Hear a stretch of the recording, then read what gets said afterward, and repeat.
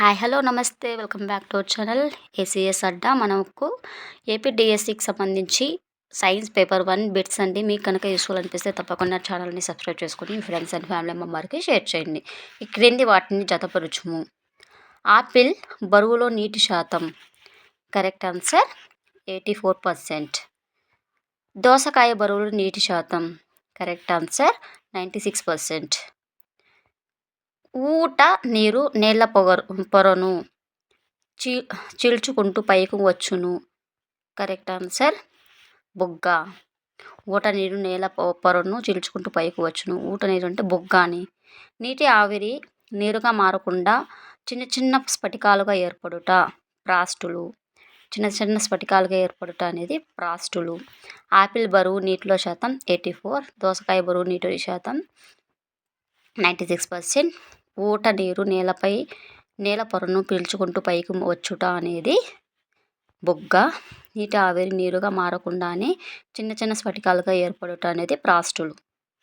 Okay, next. ఈ క్రింది వాణిలో సరికానిది ఏది? కరెక్ట్ ఆన్సర్ ఏది కాదు, అన్నీ కరెక్టే అంట. సరికానిది సరికానివి. ఫస్ట్ వన్ చూస్తాం చూడండి. ఇక్కడ ద్రవాల విశిష్ట సాంద్రతను హైడ్రోమీటర్ అనే పరికరంను ఉపయోగించి కొలుస్తారు.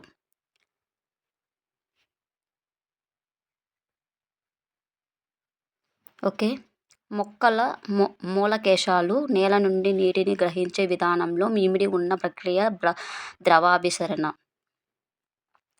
పత్రాల నుండి నీరు ఆవిరి రూపంలో వెలుపలికి రావడాన్ని బాష్పోత్సేకం అంటారు. సాధారణ నీటి అణువులలో హైడ్రోజన్ పరమాణువు స్థానంలో డ్యూటీరియం పరమాణువులను ఉంచితే భారజలం అణువు ఏర్పడుతుంది. Correct answer. పైవన్నీ సరికానివే. ఏది కాదు అన్నారు కాబట్టి అన్నీ సరైనవే. ఇప్పుడు అబ్జర్వ్ చేశారు కదా, సరికానిది అని అడిగారు. వీటన్నిటిలోనూ ఏది సరికాదు.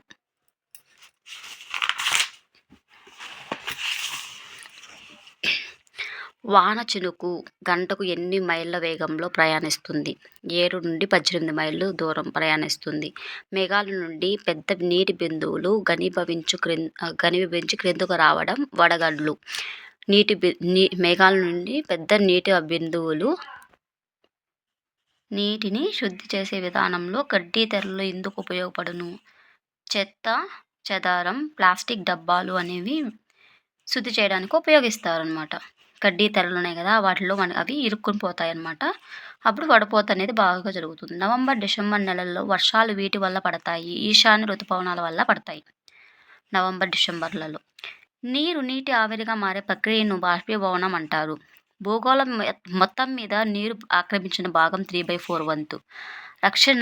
రక్షిత మంచినీటి సరఫరా దశలు వడపోత, aeration, chlorination, over head tank.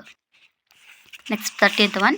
నీటిని శుద్ధి చేసే ప్రక్రియలలో నిర్మలమైన నీరు ఏర్పడే దశ 3.